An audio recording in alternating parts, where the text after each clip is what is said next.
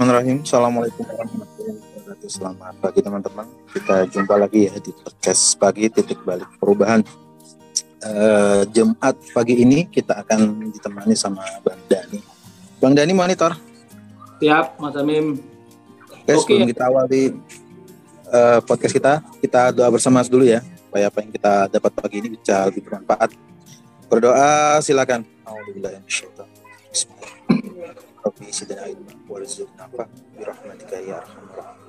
Selesai. Terima kasih. Monggo, Bang Dani. Oke, thank you Mas Amim. Kita mulai ya.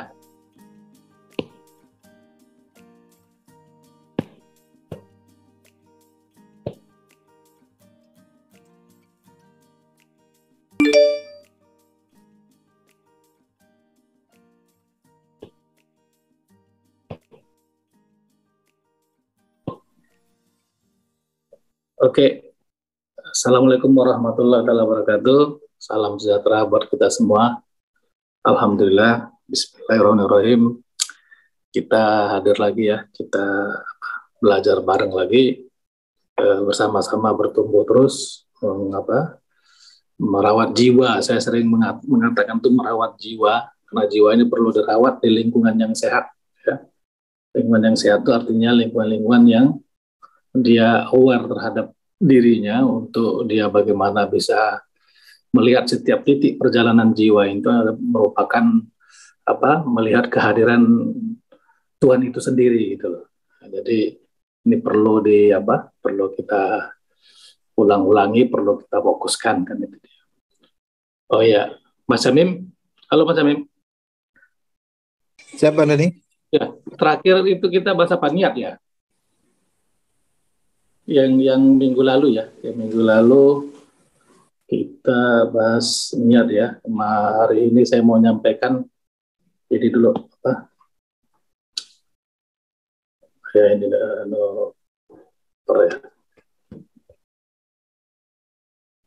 Saya mau nyampaikan sini deh.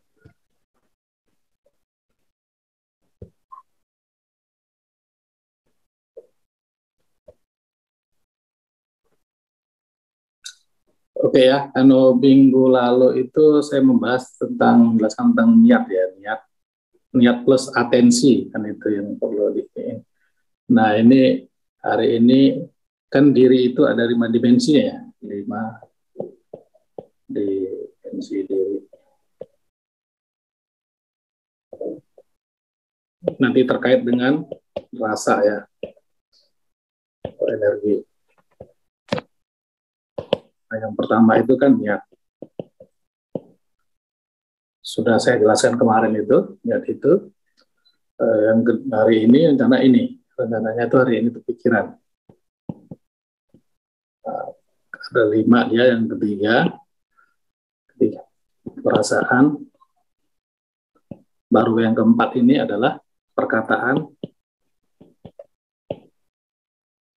Baru kelima ini tindakan ya. Tindakan atau sikap. Nah, yang kelima ini selalu bergerak dalam diri kita. Kalau kita aware, kalau kita conscious terhadap itu, kalau kita sadar terhadap itu. Tetapi kita kan keseringan fokus kita itu tertuju ke dunia di luar diri kita kan. Bahkan saat seharian mungkin kita bisa cek lah ya, bisa amati ke diri kita, berapa menit sih, jangan berapa jam ya, berapa menit sih kita yang selalu sadar sama nafas kita kan. Padahal kalau kita selalu hadir di nafas itu membawa kita kepada yang namanya maha hidup kan gitu. Nah, karena nafas ini kan, di tanpa nafas itu kita sudah berhenti jadi orang gitu dia. Nah, coba kita selalu dibangun dalam setiap hari itu berapa menit kita ambil satu momen, satu ruang untuk kita fokus ke nafas. Saya kalau di dalam tasawuf itu ada namanya olah nafas namanya ya. Itu harus selalu kita perhatikan. Ya, bahkan nanti kalau sempat kita coba praktekkan ya salah satu olah nafas itu yang sering saya lakukan gitu loh. kan itu dia. Itu luar biasa kayak apanya itu.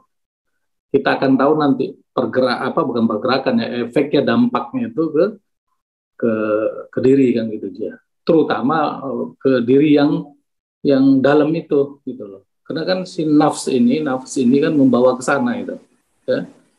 Karena nafas itu ada masa lalu, masa depan nggak, Mas Amin? Yang nggak ada masa lalu nafas itu sendiri, ya kan? Coba pernah nggak kita terpikirkan tuh, ya kan? Kita selalu diambil alih keseharian kita itu dengan pikiran kan. Coba nafas itu ya saat ini gitu loh, ya kan? Nggak ada masa lalu, nggak ada masa depannya dia.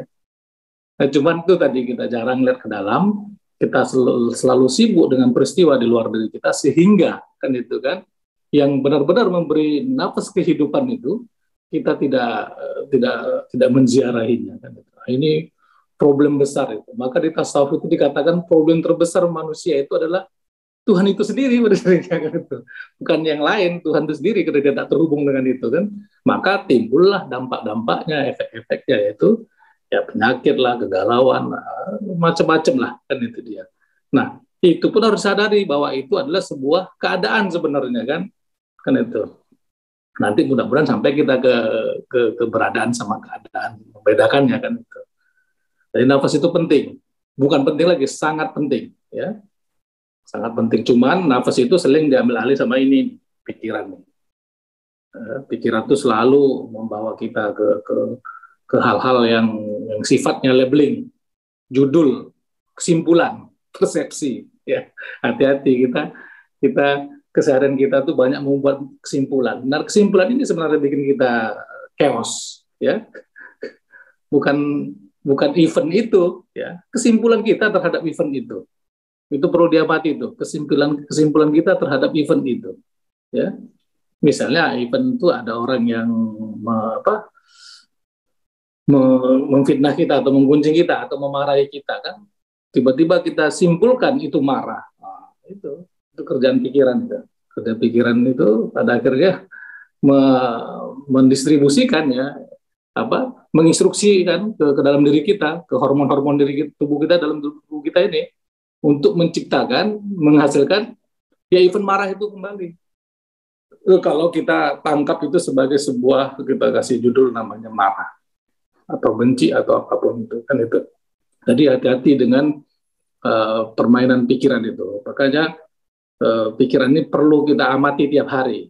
Bahkan di kelas tasawuf yang lalu sudah saya ada praktikal untuk mengamati ini kan, mengamati pikiran itu sudah ada ya yang sahabat-sahabat yang ada di sini yang ikut kelas tasawuf itu sudah saya praktekkan tuh rame-rame ya. Oh begitu ternyata. Nanti pada akhirnya kalau kita sadar akan nafas itu membawa ke sana, membawa kita kepada yang hak itu, nah pada akhirnya kita bisa memerintahkan pikiran itu.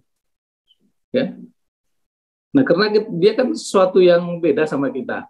Meski nanti pada puncaknya itu kita juga yang harus kita ambil alih, itu bagian kita. Tapi untuk kita mengenali dulu kan perlu diklasifikasikan, ya. Perlu didistingsi dengan jelas mana sang aku itu, mana keadaan kan itu. Nah, itu perlu banget itu kita ketahui. Kadang-kadang kita kan sudah tahu nih, sering ikut kelas kesadaran, kelas spiritual dimanapun lah. Siapa kita sebenarnya, who am I atau what am I? Nah, kita mungkin secara kognisi kita ngerti saya adalah kesadaran, saya adalah roh. Tapi tidak sesederhana itu loh. Perlu ada namanya self inquiry. Nah, ini harus ada penelitian ke dalam diri itu. Tidak hanya jangan dianggap mengatakan saya adalah kesadaran murni, saya adalah ini sesederhana. Tidak, itu harus pada self inquiry.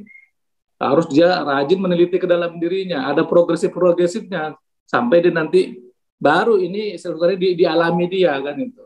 Jadi perkataan who am I atau what am I itu tidak sesederhana yang ditafsiri oleh pikiran kan itu. Nah, dia ada pengalaman panjang, penelitian panjang ke dalam dirinya. Kalau di Islam namanya ikro kan itu. Nah, ini harus ada itu. harus selalu maka terkait dia dengan filsafat dan terkait dia dengan filsafat itu kan apakah itu, adakah itu, mengapakah itu, itu harus apa? Pertanyaan itu harus sering kita tanyakan ke dalam diri kita, kan itu kan. Nah seperti tadi saya bilang itu, nafas, pernah nggak terpikir sama kita, nafas itu nggak ada masa lalu, nggak ada masa depan, nafas itu terkait dengan saat ini, kan itu kan. Bahkan ya, past, ya, now ya, atau future kan itu. Nah coba kita garis ini berhimpit loh ini, ya kan. Nah past sama future itu kan ulahnya, kalau ini nih ulahnya nafsu nih, kalau kita tasawuf. Kalau ini ulahnya pikiran, ya kan. Nah ini dia saat ini tuh nafsu. Bahkan kita saat ini bisa mengakses masa lalu kan. Mungkin ada yang hadir di sini, ya secara physically dia hadir, ada gitu, tapi pikirannya kemana-mana, ya mungkin ke masa lalu atau ke masa depan, gimana ya nanti lepas ini gimana, kerjaan macam mana, uang macam mana kan gitu kan. Nah, yang terbawa ke masa lalu akan timbul itu kekecewaan, apalagi marahan, kebencian kan, maka pikiran timbul nafsunya gitu. Jadi perlu aware kita di situ. Nah, maka untuk aware di situ kita harus tahu cara kerja pikiran itu. Ya, jadi pikiran ini pandai dia. Ya, dia bisa jadi kalau kita bisa mengendalikannya itu, dia jadi pelayan yang baik itu. Tapi kalau kita tak bisa mengendalikan dia menjadi tuan yang membahayakan bagi kita. Ya, dia menjadi tuan itu, seperti contohnya kuda liar itu. Ya. Kuda liar itu kalau jokinya itu, joki itu kan menggambarkan yang sudah diri yang sudah bisa mengendalikan pikiran itu, kan itu kan, yang sudah bisa mengamati lah, sudah bisa menyaksikan pikiran itu kan itu. Nah sementara kuda liar itu simbol daripada si pikiran dan nafsu itu sendiri kan itu. Nah kalau jokinya nggak lihat, ya dia akan terombang-ambing di bak sana kemari itu sama kuda liar itu. Ya. Nah begitulah keseharian kita hidup dengan pikiran dan nafsu itu. Nah, maka perlu diamati, perlu disaksikan, perlu dipelajari, dikenali lebih dalam itu, ya. Bagaimana siasat dan strategi pikiran itu, mind itu kan. Saya sering menyebut saya lebih suka menyebutnya bukan hanya mind, tapi manas ya. Manas ini dalam di include-nya itu ada pikiran, perasaan dan emosi kan. Nah, kalau kita mikir sesuatu kan membawa perasaannya, itu ada rasanya. Kan? Misalnya kita recollection data ya ke dalam diri kita, data kita kan banyak dalam diri kita. Nah itu akan contohnya kalau kita memanggil ya merecall dulu kita pernah punya kenangan dengan mantan pacar misalnya kan, mantan pacar tuh menyakiti kita kan gitu kan. Nah, pada akhirnya kan pikiran terbawa ke sana apanya itu sekalian perasaan dan emosinya itu langsung tervisualisasi kan gitu kan, langsung membawa rasanya itu kan itu dia. Jadi manas itu dari menurut saya yang saya pelajari satu paket ya, satu paket dia tuh begitu kita mikir sesuatu membawa perasaannya dan itu menimbulkan energi kan.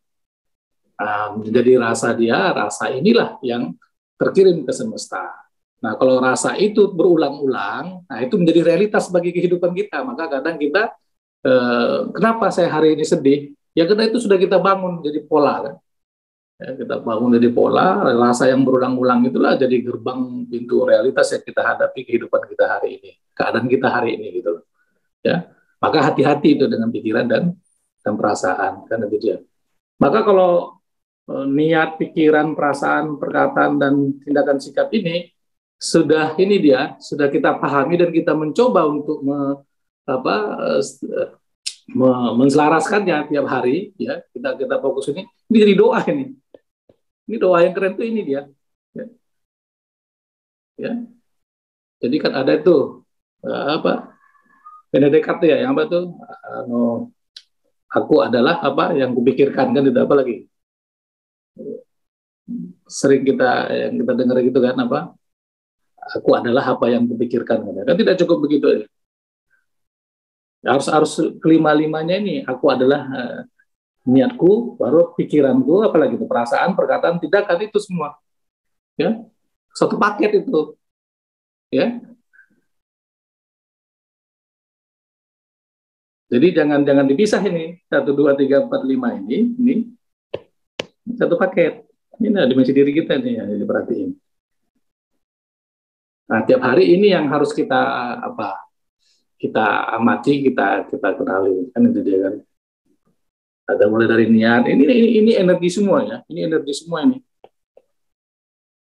Nah, kita harus tahu bahwa segala sesuatu energi di semesta ini. Nanti itu yang jadi energi itu ada hukumnya kan, ada hukum polaritas, hukum sebab akibat kan itu ya. Jadi kalau saya meminjam kalam dari nenek guru saya itu, apa kata beliau itu, Allah itu menciptakan semesta ini beserta dengan hukumnya, secara automatically bekerja katanya. Aku nggak campur-campur lagi situ kata Allah gitu. Itu ada hukumnya. Misalnya kita makan cabai langsung terasa pedas ya itu hukum kan gitu kan. Jadi hukum tabur tua itu ya berlaku, itu hukum Tuhan, bukan hukuman Tuhan ya, hukum Tuhan gitu. Kadang kita melihat kejadian kita hari ini seolah-olah Tuhan menghukum gitu, karena kejadian kita yang hari ini buruk, seolah itu menjadi Tuhan menghukum kita kan keseringan kesana kan pada akhirnya kalau kita selalu larut di dimensi rendah itu di ego itu. Padahal enggak, itu hukumnya, sunatullahnya. Kita harus hafal juga itu, harus ngerti juga hukum-hukum di semesta ini. Ya. Nah, yang ada kausalitas, polaritas itu. Jadi apa yang kita tabur itu kita akan tuai, ya kan? Nah, mulai nanti ketika tabur tuai itu, disitulah terselip juga segala macam bentuk-bentuk kesimpulan pikiran itu. Ya. Nah, pikiran mulai membawa kita selalu bertahan di dualitas, ya. Pikiran menarik perasaan ya, satu paket ya, dibawanya perasaan itu ya. Nah, terus seperti itulah kita, maka perlu diperhatikan pikiran dan perasaan dan emosi itu ya. 5 inilah dimensi diri. Pagi ini saya mau sampaikan, dimensi diri kita ada 5 ini ya, diperhatikan tiap hari 5 ini ya. Maka saya sering menyampaikan itu perlu diperhatikan itu untuk bisa kita checklist setiap hari, bahasa kita itu mewakili bahasa qalbu kah, nafs mutmainnah kah, atau bahasanya pikiran mulhama, atau bahasanya si ego. Nah, itu diperhatikan itu. Ya. Kadang kita kan spontanis itu, duduk kita begini langsung kan dibawa pikiran itu kemana-mana. Nah, itu ada bahasanya kan, ada bahasanya yang muncul gitu. Nah, itu perlu diperhatikan. Kita keseharian kita dominan hadir di bahasa yang mana? Bahasa pikirankah atau bahasa qalbu, bahasa mutmainnah itu? Nah, kalau bahasa qalbu, dia selalu mengarahkan kita ke hal-hal yang mengantarkan kita ke Tuhan itu sendiri kan itu dia. Itulah yang bisa kita lihat bagaimana kita mengikuti perintah Allah itu ya, mengikuti qalbu kita itu, hati nurani kita itu. Ya, saya sering mencontohkannya. Kalau kita mau pergi wirid, ya, pagi-pagi dapat time wirid itu langsung ada spontan juga. Ini malam wirid ya, aku mau wirid. Nah, tapi beberapa detik kemudian muncul pikiran langsung mensabotase. Oh ya nantilah ya, berapa menit lagi ya, kan masih ada itu. Coba amati itu pergerakan itu, ya, pergerakan dari mutmainnah ke pikiran. Nah, nanti bisa lagi dibawa ke ego itu. Dibawa lagi kok, ngapain lah aku wirid, kan aku sudah kemarin kan, udah jadi. Atau kita sudah berniat nih mau sholat subuh kan, bangun pagi, sudah bangun itu, duduk sebentar, tiba-tiba langsung, masih ada waktu bangun, udah kalah itu. Maka kalau guru saya bilang begitu bangun subuh itu langsung ambil wudhu, gitu. Biar nggak langsung diintervensi oleh pikiran gitu.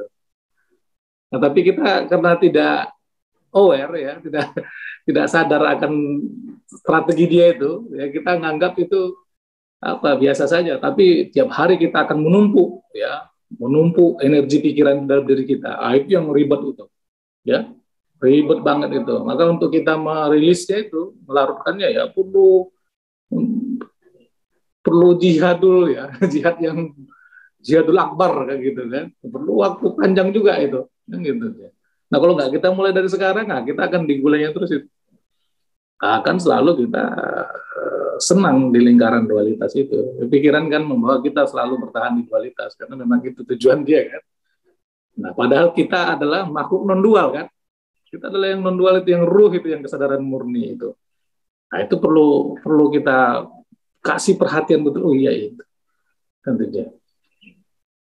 Kalau enggak ya kita akan selalu membuat counterbalancing itu udah sebentar ya dengan puluhan tahun kita di lumatnya.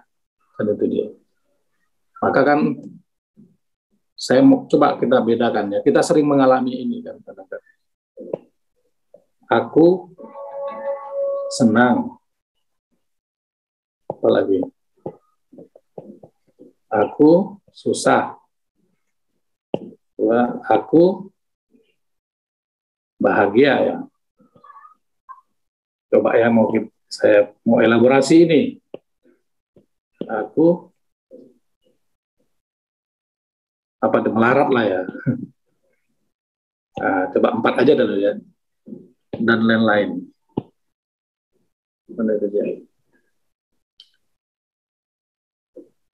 Halo Mas Amin, saya mau interaktif sama Mas Amin. Halo Mas Amin, biar asik ini. Mana Mas Amin ini? Siap Bang Dani. Ini namanya podcast kan mirip-mirip sedikit. Iya sambil.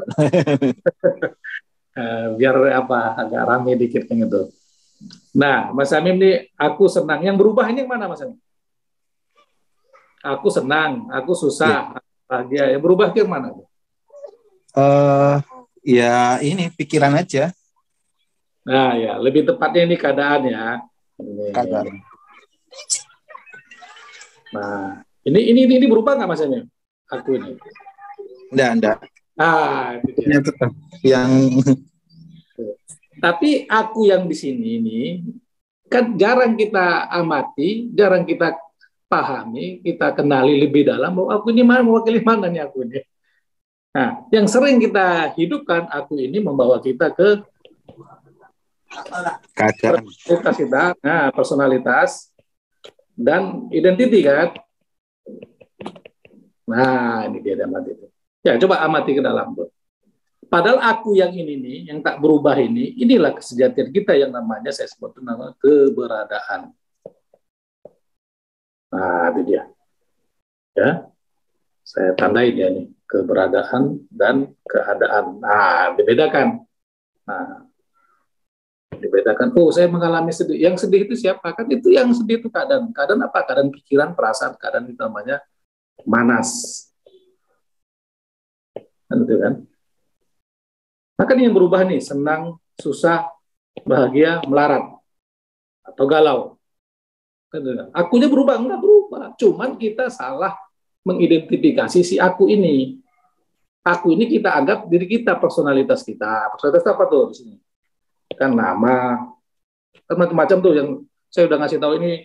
Oh di sini belum ya, tapi di kelas tatap sudah jelek saya buat tuh nama, apalagi tinggi badan saya sekian, saya suku apa, agama apa, kerjaan saya apa. Nah, itu personalitas semua, itu membawa kita ke ego kan itu. Kan itu dia. Apalagi personalitas itu. Mungkin saya ganteng kan gitu kan. Ada yang bilang saya jelek. Itu personalitas semua itu. Saya bapaknya si Anu, saya kerja. Itu termasuk personalitas. Yang identitas mana? Saya identitas itu ya status sosialnya, ya lebih ke status sosial. Ya ini dua ini ya susah kita mau hilangkannya itu karena kita salah mengidentifikasi ya siapa sejatinya kita itu kan gitu kan. Jadi saya katakan siapa sejatinya diri kita itu bukan hal yang sederhana ya. Itu tadi kembali ke awal perlu penelitian ke dalam. Ini paling kan saya kesana itu kan masih dalam ranah kognisi kan, dalam wilayah pikiran kan.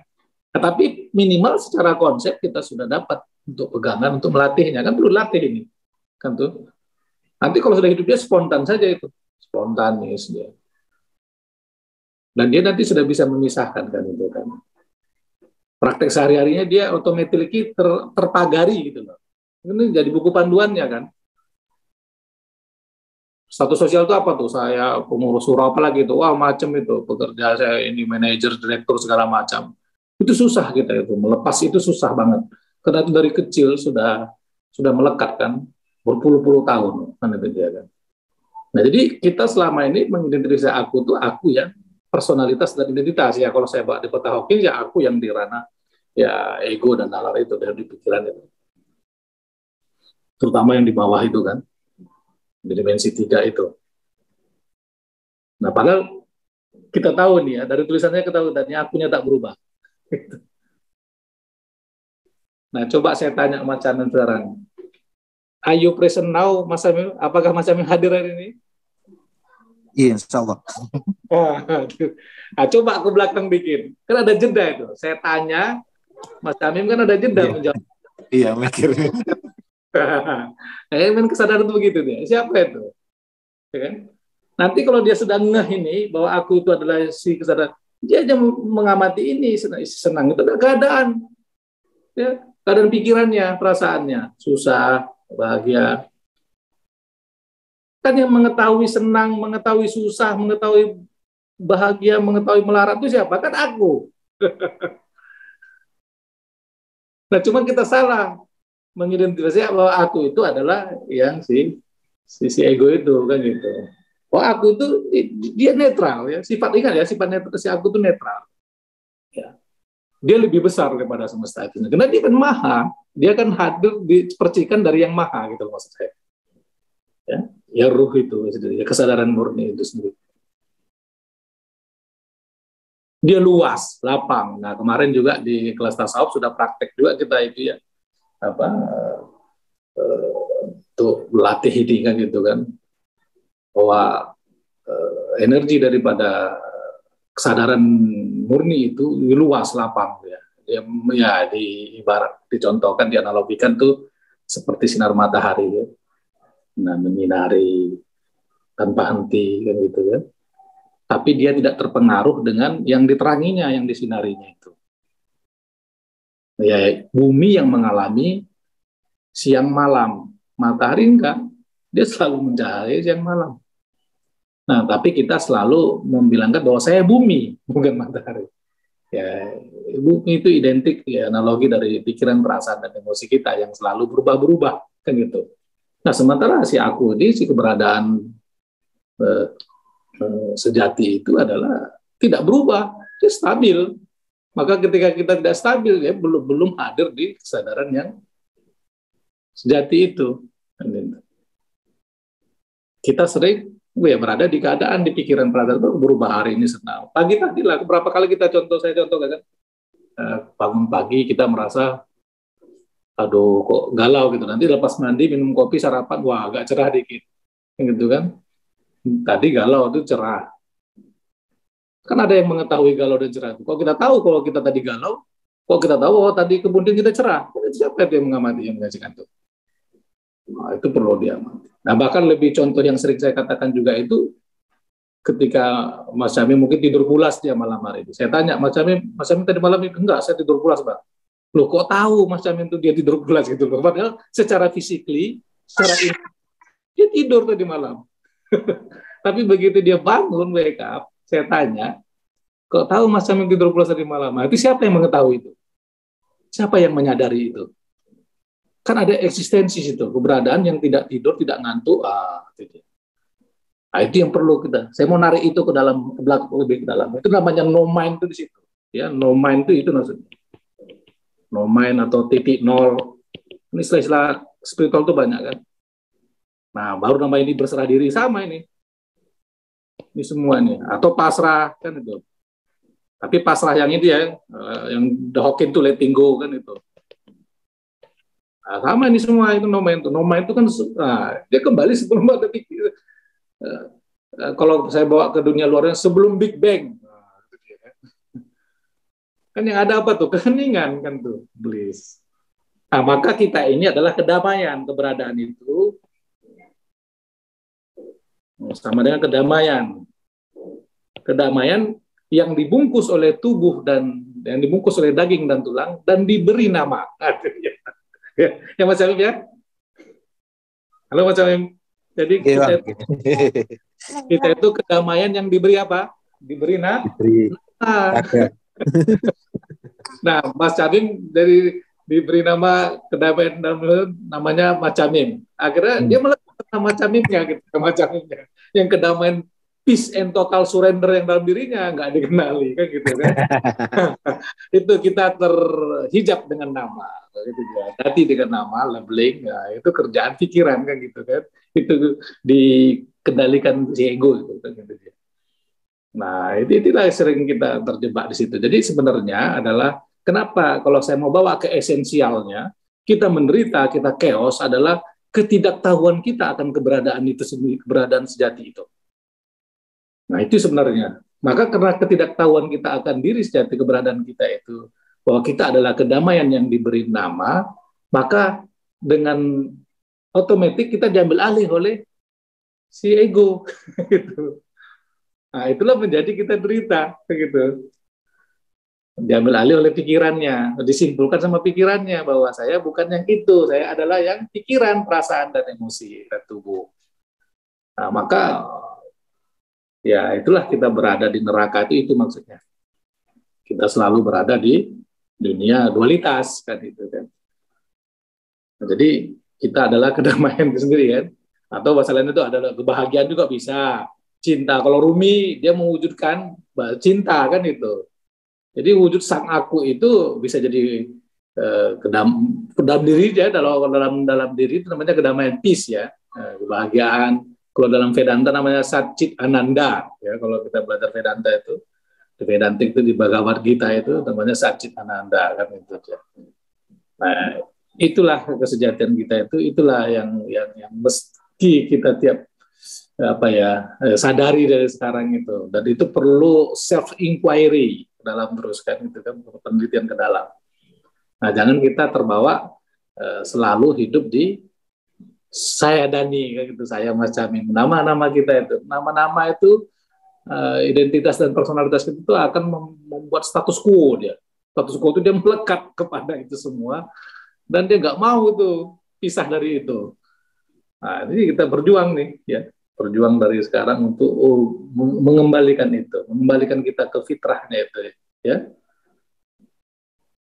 bahwa kita adalah berasal dari yang sana. Maka kan dibilang nanti kan ada ayatnya itu ya, ini ya kan, wa ma khalaqtul jinna wal insa illa liya'budun, kan itu dia. Aku tidak menciptakan jin dan manusia melainkan agar mereka beribadah kepadaku.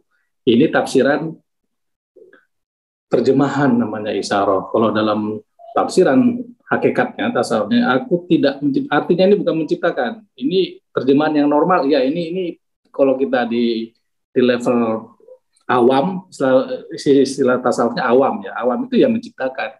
Enggak salah ya. Tapi kalau di level khawas bukan menciptakan. Mewujudkan. Jadi Allah itu mewujudkan. Nah, ya. Beda ya. Kita ini mewujudnya. Ini saya bawa istilah tasawufnya. Allah itu yang wujud, ya kan? Wujud itu dia, ya. Ya. Nama wujudnya itu makhluk. Nah, kita ini mewujudnya ini. Nah, ini dia, betul. Jin dan manusia itu maksudnya jin itu daleman kita, ya, pikiran, perasaan dan emosi. Nah, manusia itu mewakili tubuh dan ininya apa? Fisiklinya. Jadi wadahnya ini. Jadi isi dan wadah itu untuk beribadah di sini jangan diartikan ya kalau tadi awam ya beribadah, ritual segala macam. Tapi kalau di hakikat beribadah itu artinya dia melayani, ya kan? Memperagakan pelayanan itu.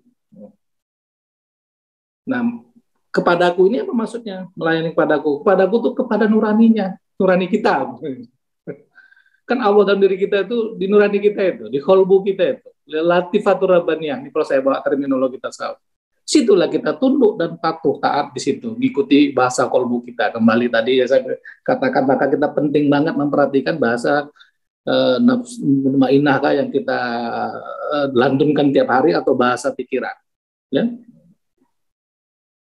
Maka beribadah kepada itu kita melayani hati nurani kita. Nah, itu dia. Nah, tapi kenyataannya kita selalu melayani ego kita, pikiran, perasaan, dan emosi kita, kan itu. Coba amati itu, ya. Coba diamati, coba di self inquiry, dikontemplasi, ya. Jadi beribadah melayani, mengikuti hati nurani, melayani itu hati nurani. Dia spontan, dia tiap detik, bukan tiap detik, 24 hours tuh, tiap saat dia saat ini, ya, itu kembali ke awal tadi, saat ini dia ada nafas tadi itu. Nah, cuman tadi kembalilah ya, saya ulang-ulangi terus, fokus kita beri atensi ke situ. Nah, tapi sering kita, ya itulah ya, kita selalu, maka kita belajar bareng begini untuk selalu mengingatkan kembali untuk kita zikirullah, gitu ya. Ya, mengikuti hati nurani, mengikuti hati nurani kan zikirullah pada akhirnya, mindfulness kan itu dia kan. Nah, nanti baru kita hidup dalam berkesadaran, kan itu dia. Nah, kalau bahasa agamanya itu takwa itu udah dia, takwa itu kan istilahnya terjaga ya, kesadaran jaganya itu dia hati-hati itu loh. Hati-hati itu bukan khawatir ya, artinya itu dia selalu aware gitu loh. Maka kan ada dua disebut consciousness sama awareness kan itu, ini bisa dibedakan itu. Nah, awareness itu yang apanya, yang di belakangnya itu loh, yang maha tadi itu dia. Ya, jadi kita paham pada akhirnya, oh itu maksudnya kita diadakan di semesta ini ya, ini mewujudnya. Ya, kalau bahasa apanya, ya proyeksinya kan itu kan. Jadi kalau bahasa agamanya apa, khalifahnya kan gitu dia. Karena khalifahnya tentu dia harus selalu memerankan sifat-sifat ilahiyah itu sendiri. Nah, itu bagian daripada dia sadar akan dirinya dari mana asalnya, kan itu dia. Maka dia nanti terus dia membangun pelayanan pada kolbunya untuk selalu dia berada di frekuensi Tuhannya, kan itu. Nah, kita ambil ini sebagai untuk kontemplasi diri kita setiap hari, apakah kita sudah selalu menceklisnya, apakah belum, kan itu. Nah, perlu kita ini kan mana tadi ya?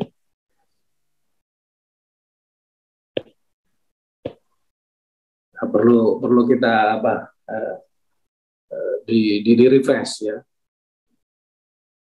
Ya, oke ya, tadi pagi ini saya mau menyampaikan ini ya, betul-betul kita mesti aware ya di sang aku yang tak berubah, yang stabil.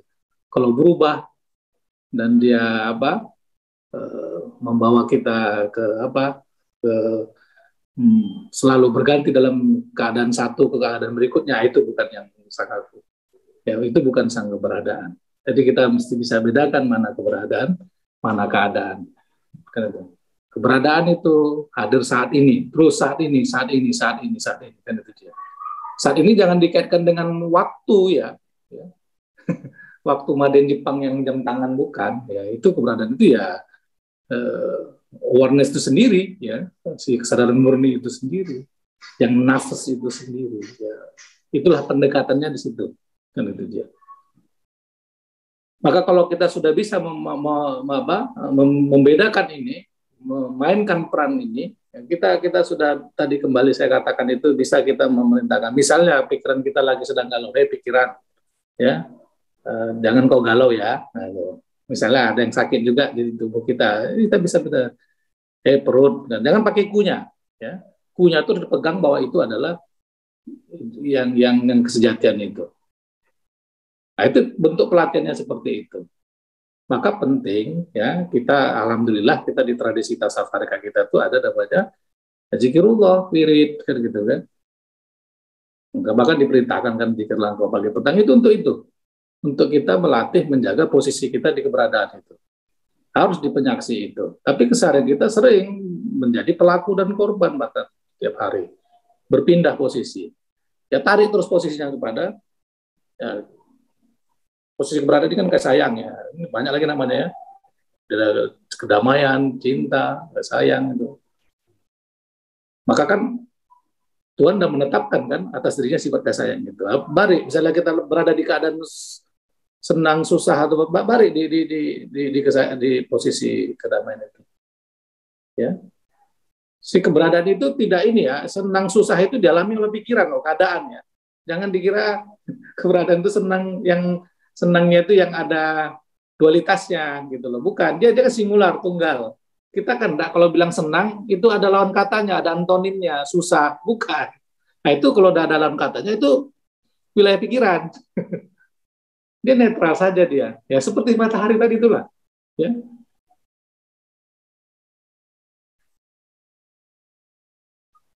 Nah itu perlu jeli kita, perlu betul-betul diamati benar itu. Ya. Kalau nggak nanti kita akan selalu itu interaksi sama anak bini aja, cobalah tiap hari bangun pagi itu. Coba bangun pagi kita interaksi, ya, kita baru mendialogkan untuk minta sarapan atau ini. Coba perhatikan bahasa-bahasa kita itu, ya kan?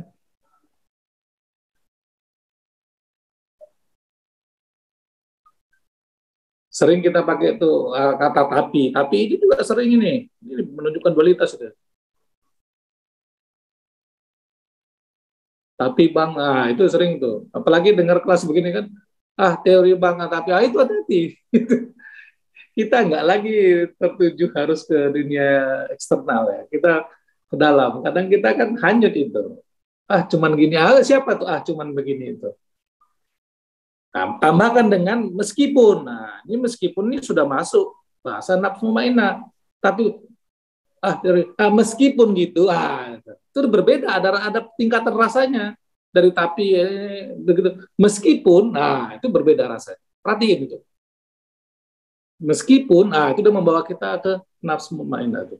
Jadi kita harus cek itu rasa di diri kita. Jadi 7 nafsu yang saya dengung-dengungkan di kelas tasawuf itu ya, 7 nafsu ini itu kan terkait dengan grade-grade rasa itu sendiri, ya, dimensi rasa itu sendiri.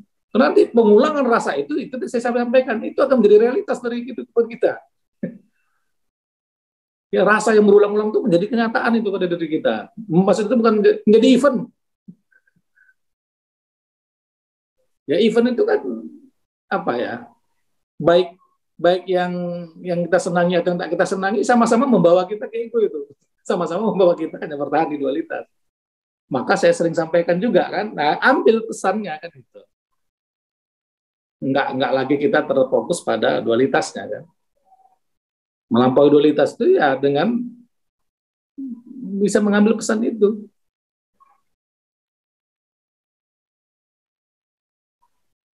Nah, rasa ya. Itu yang dibaca oleh semesta, bahasanya itu semesta itu rasa itu. Energi itu kan itu dia. Maka nanti malam kan ada kelas tasawuf nih, saya mau bawa ke ini ya, kita bicara full nanti di ini Nur ala Nurin ini. Ini udah saya siapin nanti ini ya. Nanti malam ini kelas tasawuf. Sekarang disclaimer-nya ya. Di tarekat kita kan biasa itu membawa ayat ini Nur ala Nurin yahdillahu linuri ya mayasa. Nah, ini kan terkait dengan energi nih, dengan rasa. Nanti malam insya Allah ini yang kita mau bahas di kelas tasawuf ya. Dengan kediri semua ya. Itu ada dalam diri semua ini ya. Mulai dari miskat, misbah, ajujaja, zaitunnya itu kan itu isiannya itu kan perumpamaan semua. Nanti kita lihat ke dalam ya. Nah, ini terkait semua itu dengan materi hari ini terkait semua. Ya. Oke ya, saya kira Mas Amin pagi ini itu ya poin yang mau saya sampaikan itu perlu diperhatikan ini ya, yang strategi pikiran perasaan itu, lalu kesejatian kita itu, lalu bisa kita membedakan mana keberadaan keadaan. Itu yang 5 ini, ya, yang 5 ini nih, ya, niat, pikiran, perasaan, perkataan dan tindakan. Nah, ini kan hari ini kan pikiran kan, nanti kelas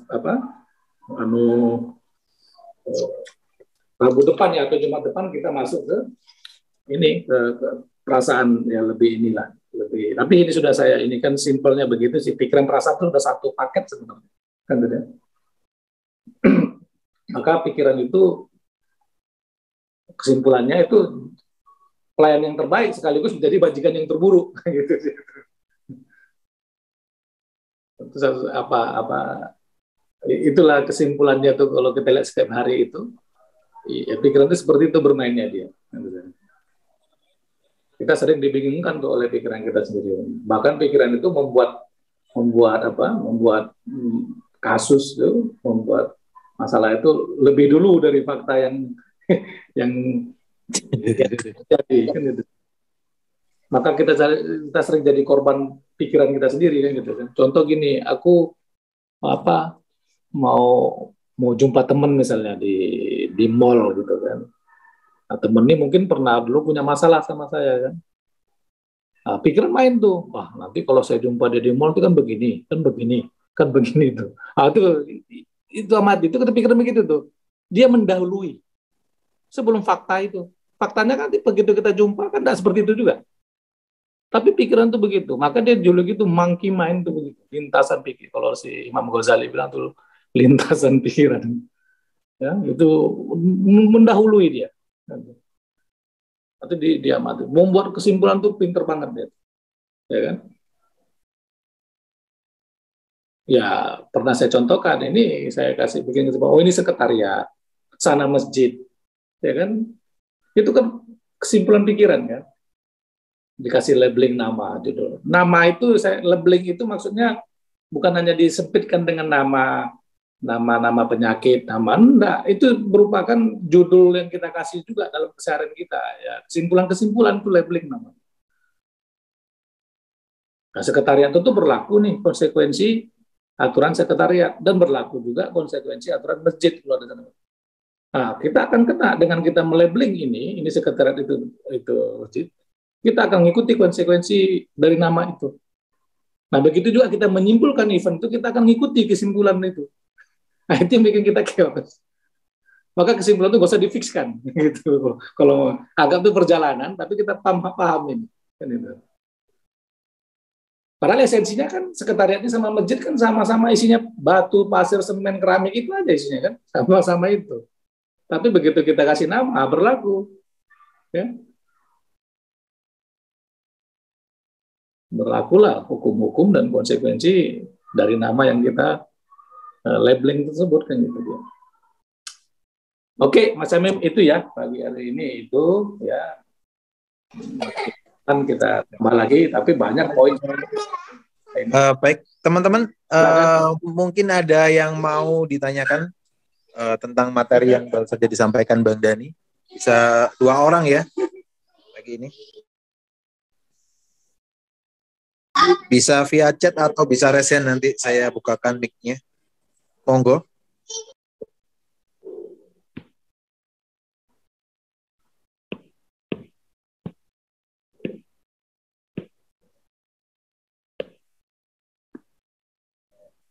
Apa clear semuanya? Wah. Sip. Ya sekali lagi yang belum ikut kelasnya Bang Dani Tasawuf bisa join ya, nanti bisa langsung hubungi nomor Bang Dani.